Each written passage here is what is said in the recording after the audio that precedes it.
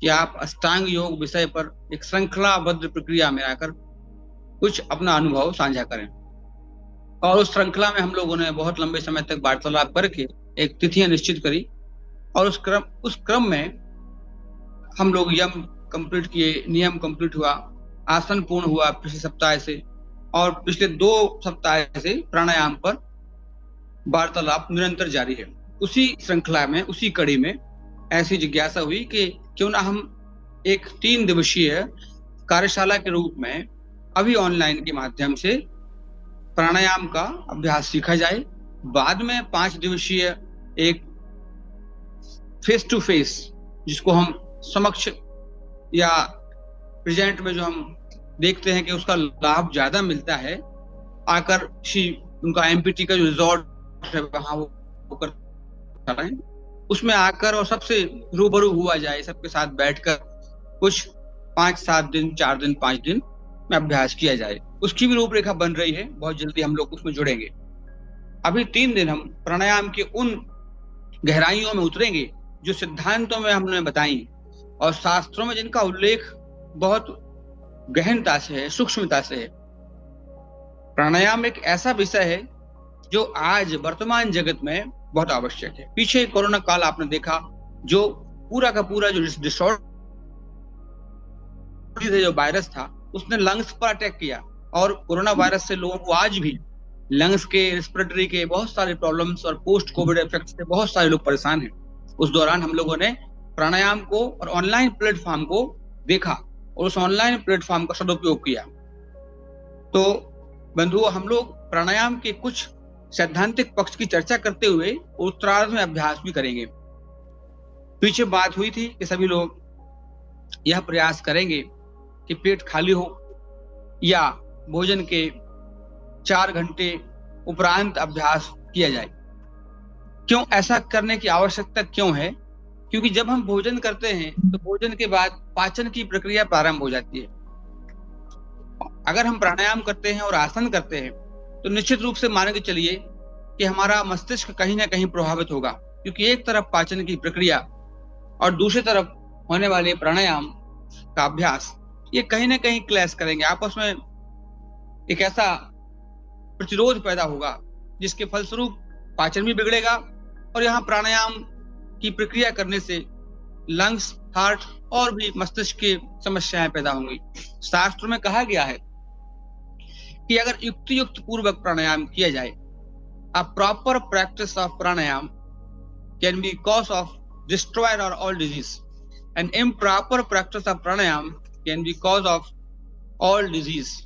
मतलब अगर गलत विधि से प्राणायाम का अभ्यास किया जाए तो कई तरह के रोग पैदा होंगे, और सही प्रक्रिया अपनाई जाए तो कई तरह के रोग और सभी रोग नष्ट हो जाएंगे। और उन रोगों में हिचकी आना, हिक्का, श्वास का सस्य, हिचकी आना, श्वास के रोग होना, अस्थमा होना, ब्रोंकाइटिस होना, कान में दर्द, सिर में दर्द, आंख में दर्द, बहुत सारी प्रकार की ईएनटी की प्रॉब्लम्स, कफ रोग, 20 प्रकार की ऐसी समस्याएं पैदा होंगी। तो हम किस प्रकार से अपने जीवन में इन प्राणायाम पद्धतियों को अपनाएं जिससे कि आपका जो लौकिक जीवन है वो सुखमय बीते। पिछली बात हुई थी कि आप बिना भोजन के रह सकते हैं, बिना जल के भी रह सकते हैं, लेकिन बिना श्वास के, बिना प्राण के आप कुछ समय के बाद अपने आप समाप्त हो जाएंगे। और वो समय कितना होगा? 1 मिनट, 2 मिनट, कोई 5 मिनट, 1 घंटे तक रुक सकता है, लेकिन इससे ज्यादा कोई योगी के अलावा नहीं टिक सकता। और प्राण क्यों उपयोगी है? क्योंकि प्राण शरीर में चेष्टाएं करता है, मतलब प्रक्रियाएं। अगर हम हाथ को हिला रहे हैं, उंगलियां चला रहे हैं, गर्दन को हिला रहे हैं, हम बोल रहे हैं, सुन रहे हैं, देख रहे हैं, महसूस कर रहे हैं, कहने का मतलब हमारी इंद्रियां, चाहे वह कर्म इंद्रियां हो या ज्ञान इंद्रियां हो, चाहे मन हो, ये संपूर्ण क्रियाएं बिना प्राण के संभव नहीं है। तो क्रियाओं के लिए प्राण उत्तरदायी है, और प्राण अगर गड़बड़ हो गया, शरीर में रहने वाली जो वायु है उसको प्राण कहा गया है, और ये प्राण अगर गड़बड़ हो गया तो मान के चलिए आपकी इंद्रियों से होने वाली क्रियाएं भी प्रभावित होंगी, और हम आदि व्याधि से ग्रसित हो जाएंगे। आदि व्याधि से मतलब शारीरिक रोग और मानसिक रोग से हम प्रभावित होंगे, और हमारा लौकिक जीवन प्रभावित होगा। हम बीमार रहेंगे तो हमारे द्वारा कमाया गया धन बर्बाद होगा, व्यर्थ जाएगा और जीवन में सुख नहीं आएगा। हम ना लोक कल्याण कर पाएंगे और ना पारलौकिक आध्यात्मिक कल्याण की ओर आगे बढ़ सकेंगे, क्योंकि शास्त्र में कहा गया है शरीर माध्यम खलु धर्म साधनम। शरीर धर्म की साधना का एक माध्यम है। धर्म अर्थ काम मोक्षाणाम आरोग्य मूल उत्तमम। पुरुषार्थ चतुष्ट है, धर्म अर्थ काम और मोक्ष। इन सबका जो मूल है, इन सबके जो मूल में है वह है आरोग्य, मतलब डिजीज लेस लाइफ। और केवल डिजीज लेस लाइफ का मतलब केवल शारीरिक व्याधि नहीं, मानसिक व्याधि भी ना हो, मानसिक विकार भी ना हो, सामाजिक स्वास्थ्य भी हो, आध्यात्मिक उन्नति भी हो। ये संपूर्ण प्रक्रिया जब मिले तब जाके आरोग्य होता है। उसको ही स्वस्थ कहा गया है जो आरोग्यवान है। आयुर्वेद में स्वस्थ की जो परिभाषा आती है, जिसमें कहा गया है सम दोषा सम धातु समांगश्च मल क्रिया प्रसन्नात्मेन्द्रिय मनः स्वस्थ इत अभिधीयते। इसके धातुएं सम हो, सप्त धातुएं रस रक्त मांस मेद मज्ज अस्थि वीर्य ओज तेज, बाद में मन, ये सब शुद्ध हो, समर्थ हो, संयमित हो, बैलेंस फॉर्म में हो, क्रियाशील हो, सक्रिय हो। दोष वात पित्त कफ तो दोष सम हो, सम्यक रूप से अपनी प्रक्रिया करते हो, संचालित करते हो। अग्नियां धात्वाग्नियां पंचाग्नियां जठराग्नि 13 प्रकार की अग्नियां सम हो। मल क्रिया जो आपकी मल क्रिया है, निष्कासन क्रिया, उत्सर्जन करने वाली प्रक्रियाएं, चाहे वो मल मूत्र उत्सर्जन हो, स्वेद निकलना हो, या संपूर्ण प्रकार की जो शरीर से निष्कासन की प्रक्रियाएं हैं वह ठीक से चल रही हो, और हमारी मन, हमारी इंद्रियां और आत्मा प्रसन्न हो। प्रसन्नात्मेन्द्रिय मनः स्वस्थ इत अभिधीत, उसको स्वस्थ का है। वो कैसे प्राप्त होगा? वह प्राप्त होगा केवल प्राण की साधना से, प्राण को ठीक रखने से। हमें इसीलिए प्राणायाम का अभ्यास शास्त्रों में बताया गया है। प्राण औषधि है, जीवन की जीवनी शक्ति है। हम जिसे कहते हैं ना जीवन है, मरण में प्राण नहीं है इसलिए मरण है, और जीवन इसलिए है क्योंकि अंदर प्राण है। तो प्राण वह जीवनी शक्ति है जो हमें लौकिक जगत में अपनी अनुभूति कराता है। अब इस प्राणायाम को करने की प्रक्रियाओं में क्या भेद है? शास्त्रों में वर्णित जो क्लासिकल शास्त्रीय प्राणायाम है वो बहुत टिपिकल है, डिफिकल्ट है, बहुत ऐसा प्रतीत होता है कि असंभव है। किंतु वर्तमान आवश्यकता के अनुसार हम उन प्राणायाम की कठिन प्रक्रियाओं को सरल करते हुए अभ्यास में लाएंगे। हमारे शरीर में वात पित्त कफ है, तो इसलिए हम पहले वात पित्त कफ का समन करते हुए, संतुलन करते हुए, ओमकार मंत्र से उच्चारण करते हुए, और फिर हम प्राणायाम की तरफ आगे बढ़ेंगे। आइए सभी लोग इस कक्षा का, इस प्रयोग का अनुभव कीजिए। जो जहां जैसे बैठा हुआ है सहजता से आसीन हो जाए, पीठ सीधी, कमर गर्दन सिर सीधा, समम काया सरो ग्रीवा धार्या नचलम स्थिरा। काया, पीठ, गर्दन, सिर एकदम सीधा। सीधे का मतलब है नेचुरल, टाइट नहीं करना है, खींचना नहीं है टाइट। समम का मतलब वहां सम रखें, सम का मतलब जैसे है। जैसे क्वेश्चन मार्क हम लिखते हैं, हमारी स्पाइन कॉलम वैसे ही क्वेश्चन मार्क जैसी है। अब वो सीधी नहीं होगी, जैसी क्वेश्चन मार्क होता है वैसे हमारी स्पाइनल कॉलम का शेप है, तो वो सम है। अब कोई उसको सीधा करना चाहे टाइट करके कंधों को, तो वो गलत है, क्योंकि इससे हमारे कंधों पर स्ट्रेच हो रहा है, तनाव बढ़ रहा है। शरीर को तनाव रहित करना है। मेरुदंड सीधा, spinal column must be erect, lose your shoulders, neck and head erect, relax your trunk, relax your pelvic area। अगर आप कुर्सी पर हैं, सोफा पर हैं, जमीन में हैं, जहां भी बैठे हैं, पूरे शरीर का ख्याल करें। संपूर्ण देह का स्पर्श करना है, उसको अनुभव करना है। स्पर्श करने का मतलब है मानसिक रूप से अनुभव करना। देह धारणा, body awareness, feel your whole body, check your whole body, संपूर्ण शरीर का ख्याल। Feel your spine column, feel your legs, arms, face, relax your whole body, संपूर्ण शरीर स्थिर। अपने शारीरिक भार को नितंब के माध्यम से मेरुदंड के पुच्छ में ढीला कर दीजिए, भार को ढीला कर दीजिए, शिथिल कर दीजिए, भार शिथिल। Try to check your whole body, body awareness, देह धारणा, कोई तनाव ना हो। Now shift your consciousness from body to breath, प्राण धारणा, breath awareness, pranic awareness. Check your pranic channel, check your way of pranic movement from navel to nostril, nostril to navel. प्राण पथ सजगता, नासारंध्रों से नाभि पर्यंत, नाभि से नासा पर्यंत अपने मन को ले जाइए। लंबी श्वास छोड़िए, उदर संकुचन। गहरी श्वास लीजिए, उदर प्रसारण। Check your breath movement. Observe the length of exhalation and depth of inhalation. पूरक की गहराई, रेचन की लंबाई का अनुभव कीजिए। Now shift your consciousness from breath to बुद्धि, mind. अपने मन को आज्ञा चक्र पर ले आइए। कंसंट्रेट एट आईब्रो सेंटर, भ्रू मध्य में, भ्रुकुटी में मानसिक सजगता, श्वास प्रश्वास की गहराई, श्वास प्रश्वास की गहराई।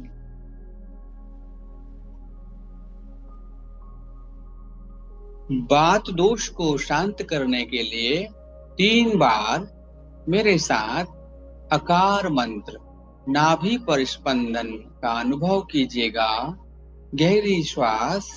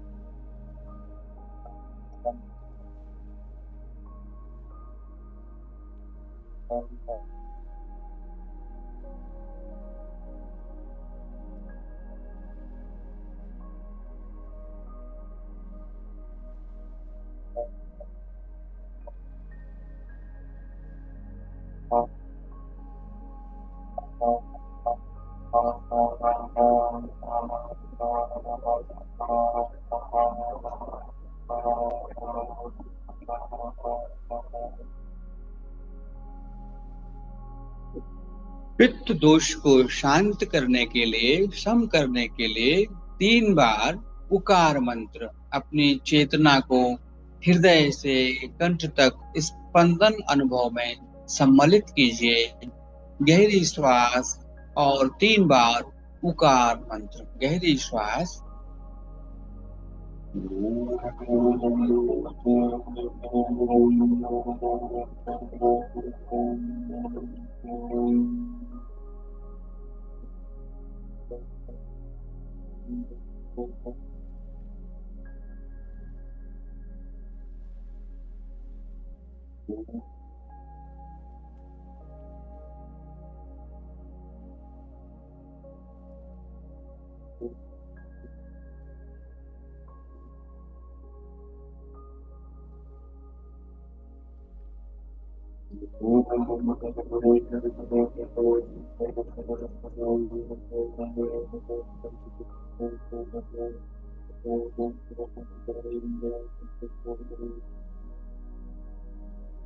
कफ दोष के संतुलन हेतु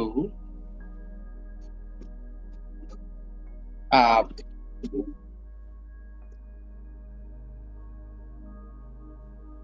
अपनी जिह्वा को पलटकर तालु मूल में लगाइए। खिचड़ी मुद्रा।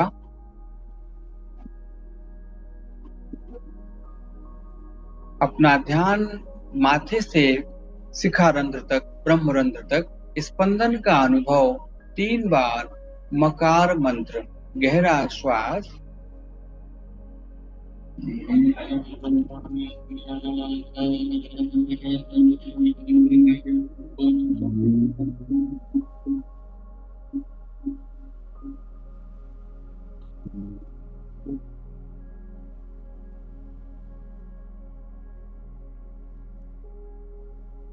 एक बार जिह्वा का किस तरीके से मोड़ना है फिर से बताएं डॉक्टर साहब। जिह्वा को तालु मूल में स्पर्श कराइए, ऊपर ऊपर सॉफ्ट पैलेट टच कराइए, स्पर्श कराकर दांत के श्वास ऊपर, अंदर दांत के ऊपर, ललाट पर स्पंदन, मकार ध्वनि। डॉक्टर साहब दांत के पीछे टच करना है नहीं? दांत के पीछे तो हार्ड पैलेट है, और पीछे ऊपर मस्तिष्क की गोल तरफ घुमाकर, हाँ मोड़ कर ऊपर ले जाना। ओके। पीछे सॉफ्ट पैलेट, कोमल तालु में, आगे हार्ड तालु है, कठोर तालु है, पीछे ऊपर की तरफ आपका कोमल तालु है, एकदम जहां उठ जाएगा ऊपर अंदर।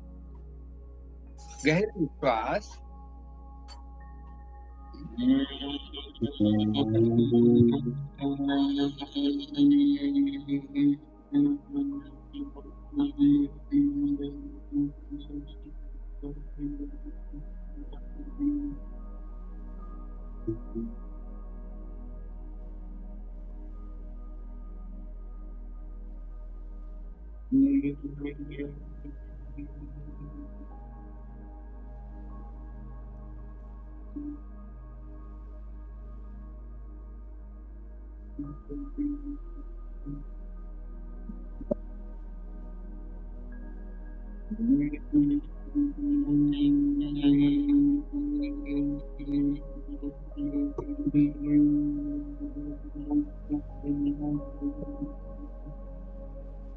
अब तीनों दोषों के संयमन हेतु हम ओमकार मंत्र एक ही श्वास में आ, उ, मा, और अपनी चेतना को नाभि से कपाल रंध्र तक लेकर आइएगा।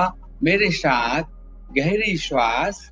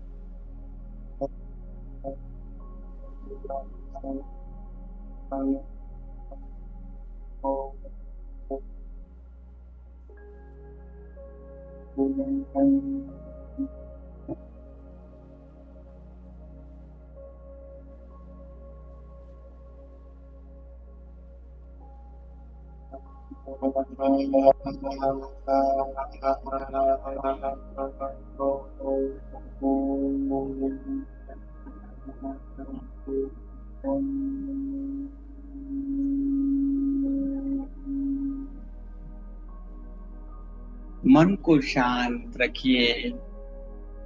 ओम सहना भवतु सहनौ भुनक्तु सह वीर्यं करवावहै तेजस्विनाधीमस्तु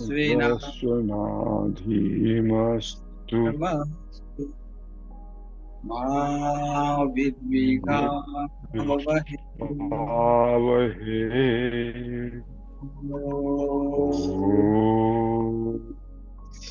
शांति शांति शांति। हरि ओम। श्री गुरुभ्यो नमः।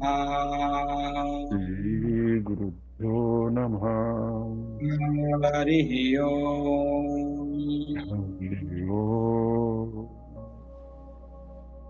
दोनों हाथ जोड़कर अपने इष्ट गुरुजनों का, माता पिता का ध्यान बंधन नमन करते हुए हथेलियों को रगड़ें, गर्म करें, नेत्रों का, मुखमंडल का स्पर्श करते हुए bless your whole body, keep smiling face. Hari Om, नमो नारायण। नमो नारायण। 3 दिवसीय शास्त्रीय प्राणायाम की है कक्षा में आप सभी का IOIC के इस मंच के माध्यम से, आभासीय पटल के माध्यम से सबका स्वागत है, वंदन है और हार्दिक अभिनंदन है। आइए अब हम प्रैक्टिकल की ओर चलते हैं। मंगलाचरण से हमने अपने मन को तैयार कर लिया है अभ्यास के प्रति अनुभव के लिए। आइए हम प्रारंभ करेंगे कपाल भाती क्रिया से। शोधन करते हुए हम आगे बढ़ेंगे प्राणायाम के अभ्यास के लिए। नाड़ियों का शोधन होना आवश्यक है, क्योंकि प्राण वाहिकाओं में प्राण का संचरण समुचित रूप से हो, ठीक रूप से हो, उसके लिए उनमें किसी प्रकार का कोई कफ श्लेष्मा का विकार ना हो। आइए कपाल भाती के लिए पेट को अंदर धकेलना है, श्वास को बाहर निकल जाना चाहिए। जिनको हाइपरटेंशन, हाई बीपी है या ग्लूकोमा है या कोई बहुत क्रिटिकल ऑपरेशन हुआ है अभी, वो नहीं करेंगे या धीमे धीमे करेंगे। धीमे तो धीमे कैसे होगा? पेट को अंदर धकेलना, श्वास बाहर,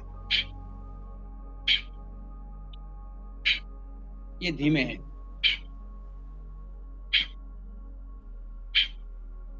इस प्रकार वो सभी करेंगे, लेकिन जो इन समस्याओं से प्रभावित नहीं है वो थोड़ा तीव्र गति से या मध्यम गति से करेंगे।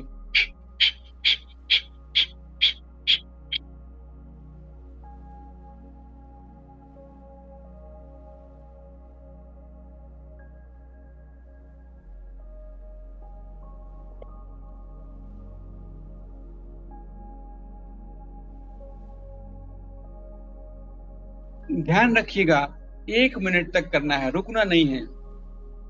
मैं समय के साथ कराऊंगा।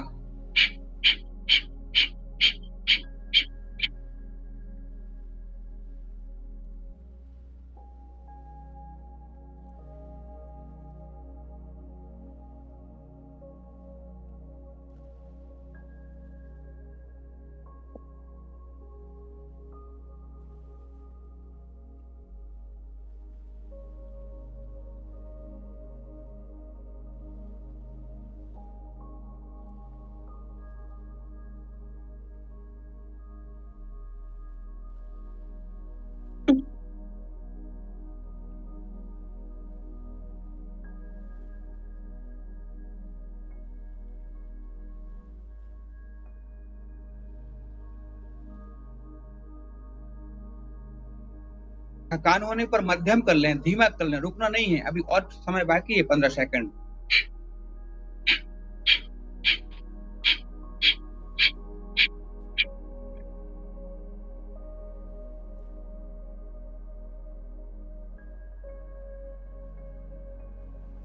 इससे कुछ शरीर में गर्मी हुई और कफ श्लेष्मा का जो विकार था कुछ संयमित किया। कपाल भाती कफ दोष विशोषणी, कफ दोष का संयम करता है, समन करता है, शांत करता है, श्लेष्मता को दूर करता है। शरीर से जो भी विकृति है कफ संबंधी, नाड़ी संबंधी, वो ठीक होती है। इसके बाद हम उज्जाई प्राणायाम से प्रारंभ करेंगे। पीछे कोई पूछ रहा था ब्रीदिंग के संबंध में कि ब्रीदिंग किस प्रकार की होती है। तो जो ब्रीदिंग प्रैक्टिसेस हैं उसके सेक्शन हैं, जिसको सेक्शनल ब्रीदिंग कहते हैं, वो 4 तरह की है। ऊपर जो कॉलर बोन का एरिया है, आपके चेस्ट के ऊपर, रिब्स के ऊपर, ये आपका क्लेविकुलर एरिया है, क्लेविकुलर बोन है। तो यहाँ तक जो श्वास लेते हैं वहाँ क्लेविकुलर ब्रीदिंग कहलाती है। मतलब ना पेट फूलेगा ना छाती फूलेगी, और ब्रीथ की जो लेंथ है वो केवल इतनी है कि यहाँ फील होगी आपको, बस कंठकूप तक सांस लिया छोड़ दिया, केवल आपको यहाँ पर फील हो रहा है। ये कहलाता है क्लेविकुलर ब्रीदिंग। केवल आपने थ्रोट ब्रीदिंग किया है। आजकल वर्तमान में 90% लोग क्लेविकुलर ब्रीदिंग कर रहे हैं अननोइंगली, अनकॉन्शियसली। उनको पता ही नहीं चलता है वो श्वास ले रहे हैं कि नहीं ले रहे हैं, तो वो केवल शॉर्ट ब्रीदिंग कर रहे हैं। This is short breathing. सबसे खराब ब्रीदिंग होती है ये जो शॉर्ट ब्रीदिंग है। इससे बीमारियां बन रही हैं। प्राण का मूवमेंट लंग्स में नहीं हो रहा है प्रॉपर, जिस कारण से रक्त का संचार नहीं हो रहा है, प्राणिक ऊर्जा शरीर में नहीं फैल रही। इसके बाद होता है चेस्ट ब्रीदिंग। थोड़ा श्वास को और नीचे ले जाएंगे। सभी ने फील कर लिया, एक दो बार फिर से फील करिए आप। केवल श्वास लीजिए और गले पर ही आने दीजिए और तुरंत छोड़ दीजिए, मतलब लिया छोड़ दिया।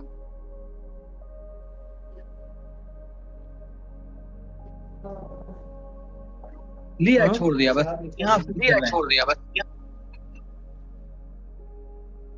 अब नीचे जाएंगे और चेस्ट ब्रीदिंग करेंगे। जब लेंगे तो थोड़ा चेस्ट में एक्सपांसन, थोड़ा लंग्स का फुलाव, लंग्स का, फेफड़े का थोड़ा प्रसारण होगा, फूलेगा थोड़ा, उसको चेस्ट ब्रीदिंग कहते हैं। देखिएगा ऐसे।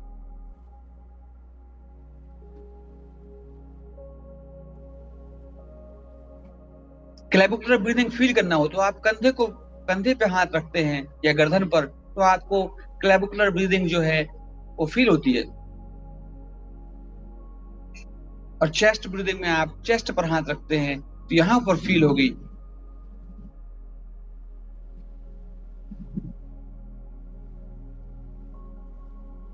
फेफड़े फूल रहे हैं, आप श्वास ले रहे हैं पर बहुत नहीं फूल रहे हैं, लेकिन वो चेस्ट तक ही उसका मूवमेंट है। डायफ्राम तक मूवमेंट नहीं आ रहा है पूरा, केवल चेस्ट तक मूवमेंट है।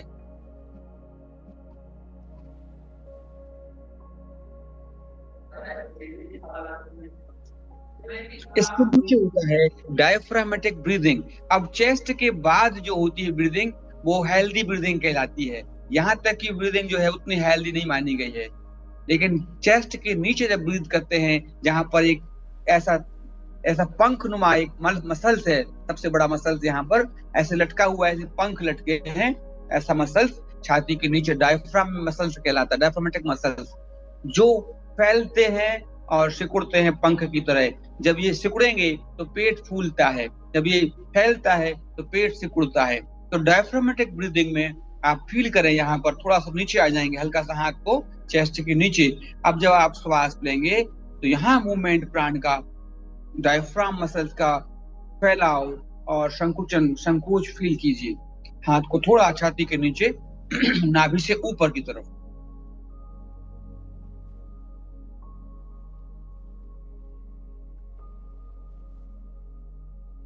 इसमें थोड़ा पेट भी फूलेगा, पर पूरा पेट नहीं फूल रहा है, थोड़ा आधा पेट फूल रहा है, डायफ्राम का मूवमेंट हो रहा है। डायफ्राम पूरा फैल रहा है, ऐसा फिर सिकुड़ रहा है, फिर फैल रहा है, फिर सिकुड़ रहा है। और जब ये फैलता है तो पेट पिचकता है, और जब ये सिकुड़ता है तो पेट फूलता है। तो श्वास लीजिए और थोड़ा पेट फूलेगा, डायफ्राम सिकुड़ रहा है। और जब पेट पिचक रहा है तो डायफ्राम फूल रहा है और सांस छोड़ रहे हैं। सांस लीजिए, श्वास छोड़िए, श्वास लीजिए, श्वास छोड़िए, श्वास लीजिए, पेट फुलाइए, श्वास छोड़िए, पेट पिचक रहा है, श्वास लीजिए, डायफ्राम सिकुड़ रहा है, श्वास छोड़िए, डायफ्राम फैल रहा है। अनुभव कीजिए, एक हाथ को आप ऐसे छाती पर रख लीजिए डायफ्राम के पास, और एक को नाभि पर रख लीजिए ऐसे। अब फील कीजिए, श्वास लीजिए, नीचे वाला हाथ फूल रहा है, ऊपर का हाथ सिकुड़ रहा है। सांस छोड़िए, पेट अंदर जा रहा है, थोड़ी छाती फूल रही है। Try to observe diaphragmatic movement with abdominal muscles. श्वास लीजिए। ये तीसरी ब्रीदिंग है डायफ्रामेटिक। चौथी ब्रीदिंग है डीप ब्रीदिंग, एब्डोमिनल ब्रीदिंग। इसमें चारों मिल जाएंगे। जब हम श्वास लेंगे तो पूरा पेट फुलाइए, और पेट के बाद डायफ्राम फूलेगा, छाती फूलेगी, और फिर क्लेविकुलर में भी आप फील कीजिए। फिर सांस छोड़ेंगे, पेट अंदर जा रहा है, डायफ्राम फैल रहा है, और ब्रीथ को फील करिए।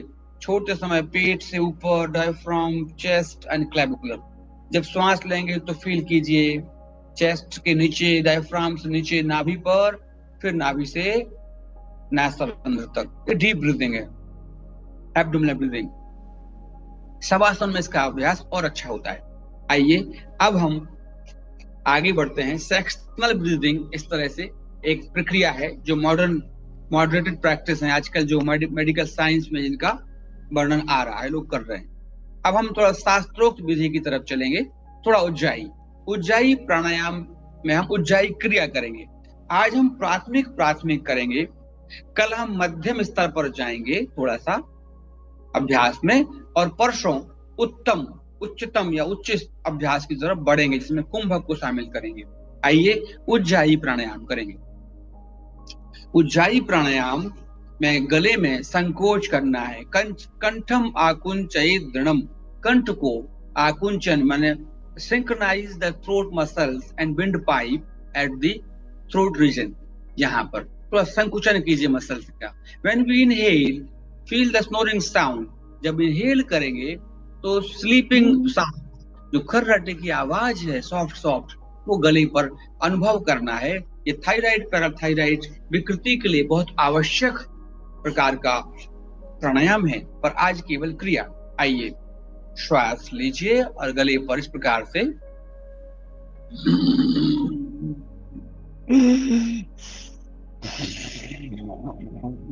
देते समय छोटे समय आवाज नहीं होगी।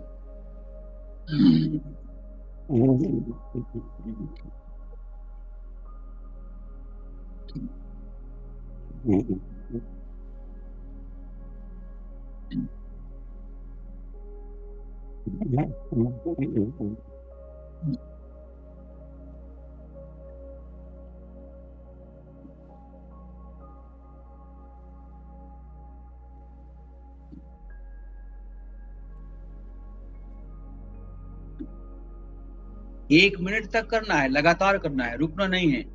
जितने समय में ले रहे हैं काउंट करना है मन में, उज्जाई प्राणायाम करते हुए उतने काउंट में श्वास को छोड़िए। श्वास लेते समय 5 काउंट कीजिए,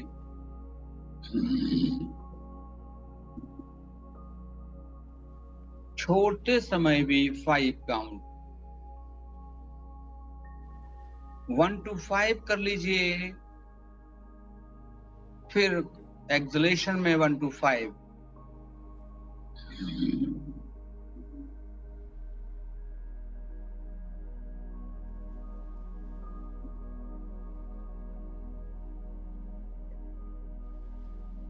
ये उज्जाई क्रिया है।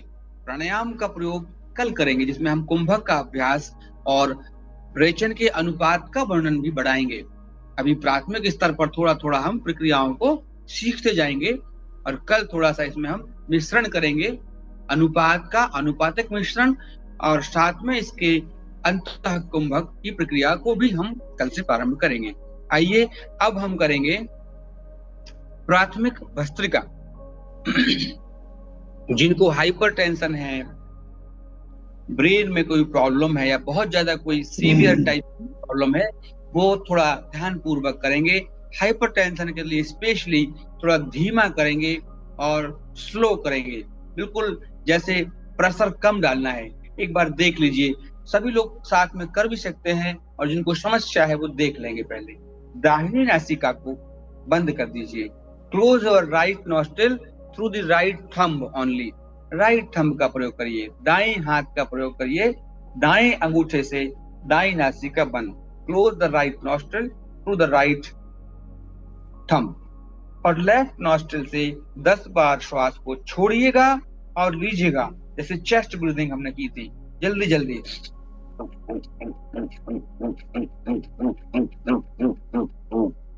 11वीं बार लंबी श्वास छोड़िए और गहरी श्वास लीजिए। लेफ्ट को बंद कर दीजिए, बाईं नाक को बंद कर दीजिए, दाईं तरफ से प्रारंभ कीजिए।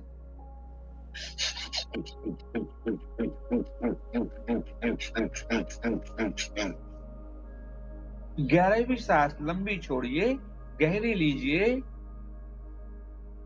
दोनों नाक को खोल दीजिए। 10 बार जल्दी जल्दी छोड़ना और लेना।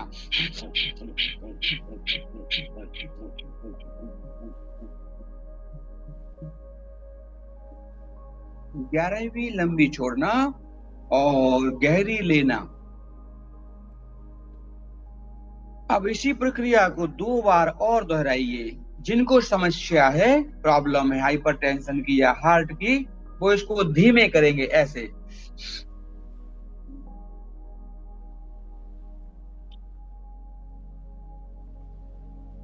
वो धीमे धीमे 10 बार सांस छोड़ेंगे लेंगे। और जिनको नहीं है वो जल्दी जल्दी 10 बार बाएं से छोड़ेंगे, बाएं से लेंगे। 11वीं बार लंबी छोड़कर गहरी लेंगे, फिर राइट साइड करेंगे इसी प्रकार 10+1 राइट साइड, और फिर दोनों नासारंध्रों से 10+1 10×1 10 बार जल्दी जल्दी छोड़ना, जल्दी जल्दी लेना, और एक बार लंबा छोड़कर गहरा लेना और पुनः प्रारंभ करना। हाँ बेटा 3 बार इस प्रक्रिया को करना है। ठीक है। 3 बार ध्यान रखिएगा, 3 बार 3 राउंड ओके, करेंगे। ठीक है।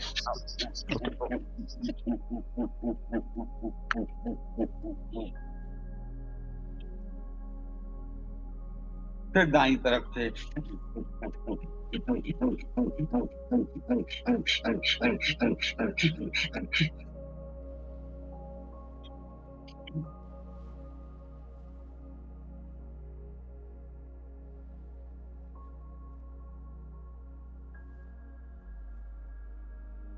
तीन बार इस प्रक्रिया को करना है।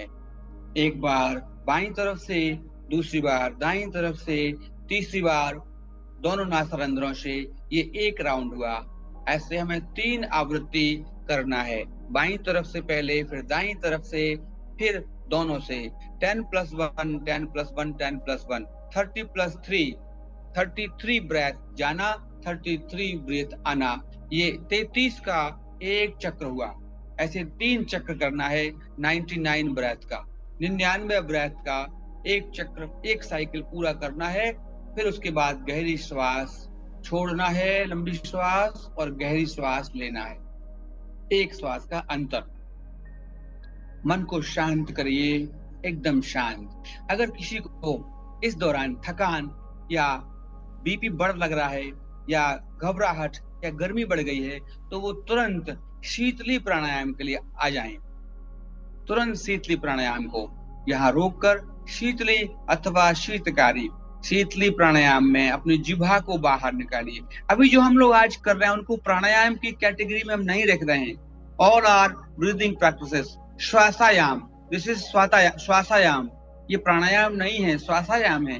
प्राणायाम तो जब होगा जब हम श्वास क्रम से अनुपातिक लेंगे, भीतर रोकेंगे, आनुपातिक छोड़ेंगे और बाहर रोकेंगे, तब ये प्राणायाम होगा, जिसमें मुद्राओं का, बंधों का प्रयोग होगा शास्त्रीय विधि से। आइए अब शीतली करते हैं। जीभ को बाहर निकालिए और ट्यूब नुमा आकार दीजिए, ऐसे पाइप नुमा आकार। जिनकी जीभ का पाइप ना बने वो जीभ को आगे से मोड़ के दंत पंक्तियों में टीथ लाइन में दबाएं, ऐसे। और जिनको इसमें भी दिक्कत जाए वो दोनों दंत पंक्तियों को मिलाएं, पीछे से जीभ को धक्का मारें दांतों पर, और फिर सांस भरें। मुंह से सांस लेना, नाक से छोड़ना।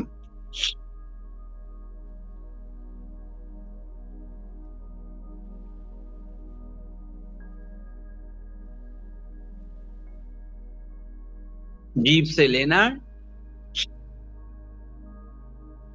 नासिका से छोड़ना। जिह्वा से श्वास पूरक कीजिएगा और नासिका से रेचन कीजिएगा। Inhale through the mouth, through the tongue and teeth, exhale through the nostrils.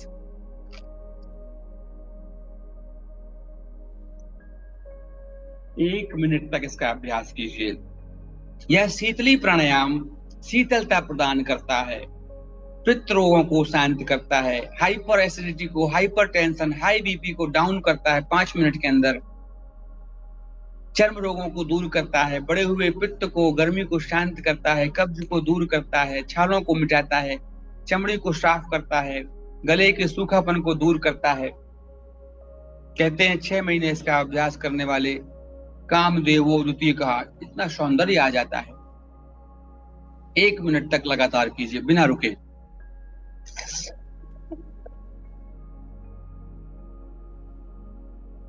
अभी सारी की सारी ये क्रियाएं कर रहे हैं हम, श्वासायाम कर रहे हैं, प्राणायाम अभी कल से प्रारंभ करेंगे। जिनको दांतों का रोग है, जबड़े में प्रॉब्लम है, स्लाइवरी ग्लैंड्स में वीकनेस है, स्लाइवरी ग्लैंड से स्लाइवा नहीं निकल रहा है, हार्मोन्स नहीं निकल रहे हैं, पैराटाइड ग्लैंड्स में फंक्शनिंग नहीं है, उनमें भी हार्मोन्स नहीं निकल रहे हैं, आप शीतकारी कीजिए। ENT में प्रॉब्लम्स है, थ्रोट प्रॉब्लम्स है, शीतकारी कीजिए। जबड़े कमजोर हैं, दांत कमजोर हैं, सेंसेशन है, ठंडा गर्म दर्द होता है, बदबू आती है मुख से, शीतकारी कीजिए।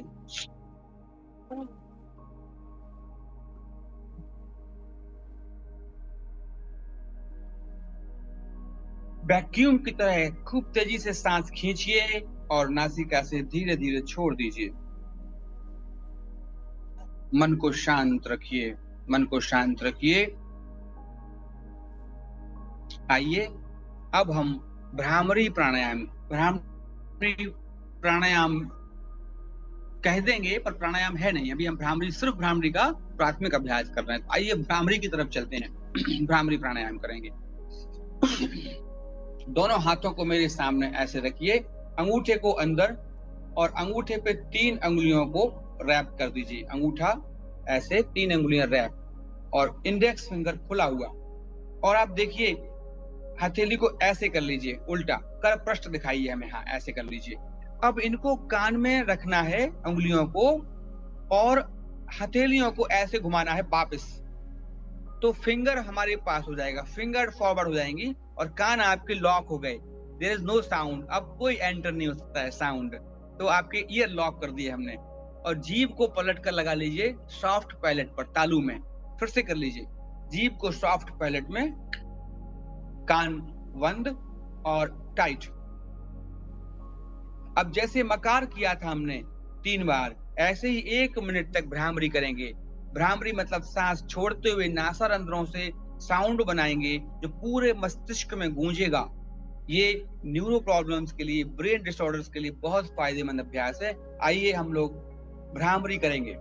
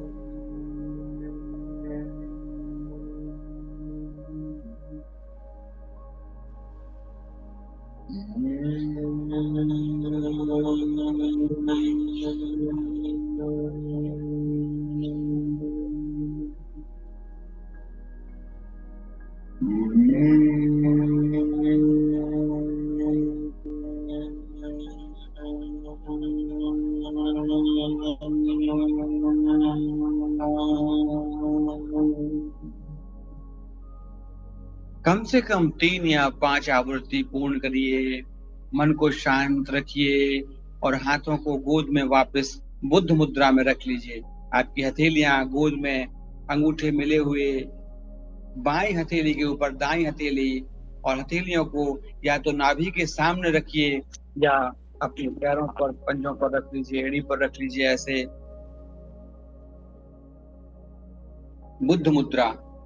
मन को शांत कीजिए, बड़े प्रसन्नता पूर्वक मन को शांत करिए।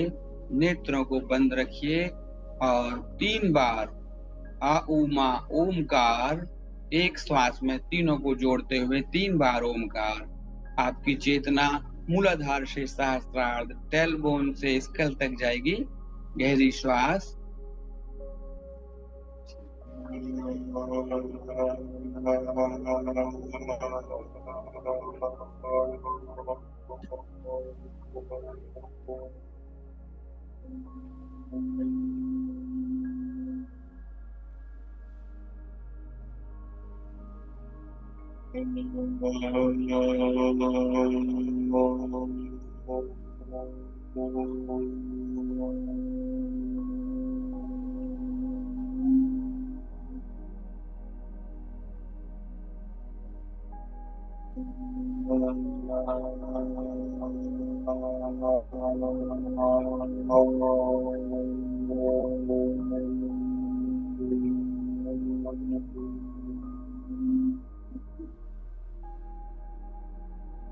मानसिक शांति, वैदिक शांति मंत्र सुनेंगे या साथ में गाएंगे?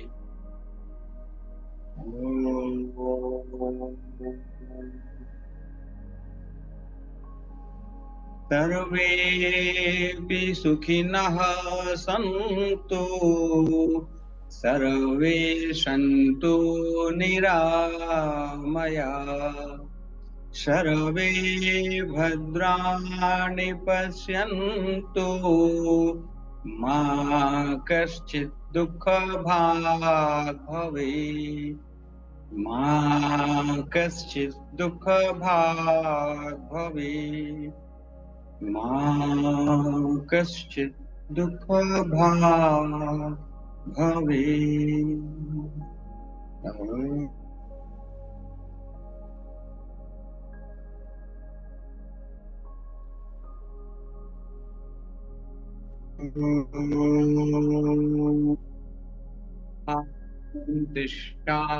शान्तिः। हरिः ओम्। श्री गुरुभ्यो नमः।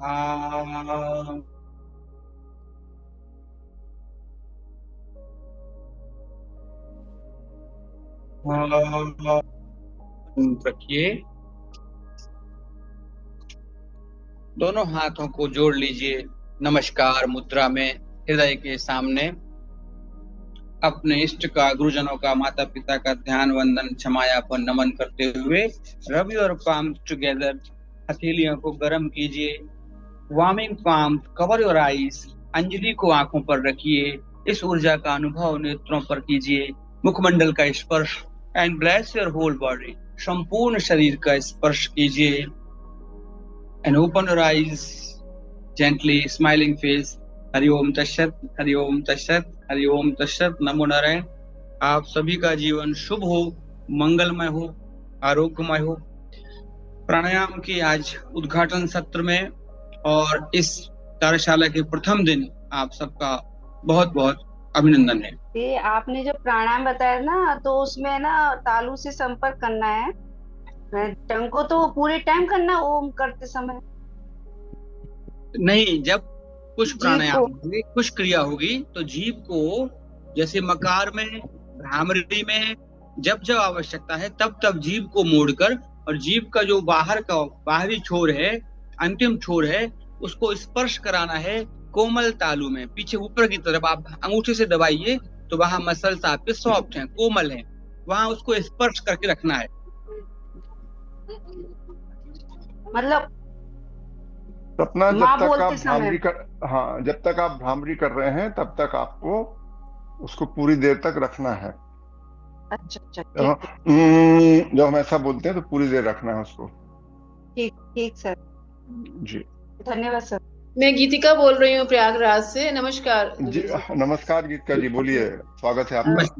जी, मेरा एक छोटा सा प्रश्न था भ्रामरी को ही लेकर, कि अभी तक हम लोग जो भ्रामरी देखते, समझते या करते रहे हैं, उससे आचार्य जी ने थोड़ा सा भिन्न तरीका बताया।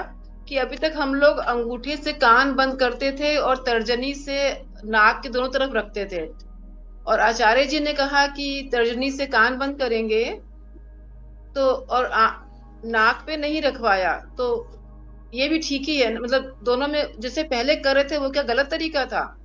नहीं, अभी आपको शास्त्रीय विधि से कल कराएंगे। शास्त्रीय विधि में कल कराएंगे। आज तो कराया प्राथमिक, जो मॉडर्न प्रैक्टिस है, मॉडर्नाइज मॉडरेट प्रैक्टिस है, प्राथमिक स्तर, ये सरल विधि। कल जो कराएंगे वो कराएंगे थोड़ा मध्यम स्तर का, और भ्रामरी अभी कल जो कराएंगे हो सकता है कि कल भी वो एडवांस ना कहलाए, लेकिन जो परसों होगा वो एकदम एडवांस होगा, जो क्लासिकल है।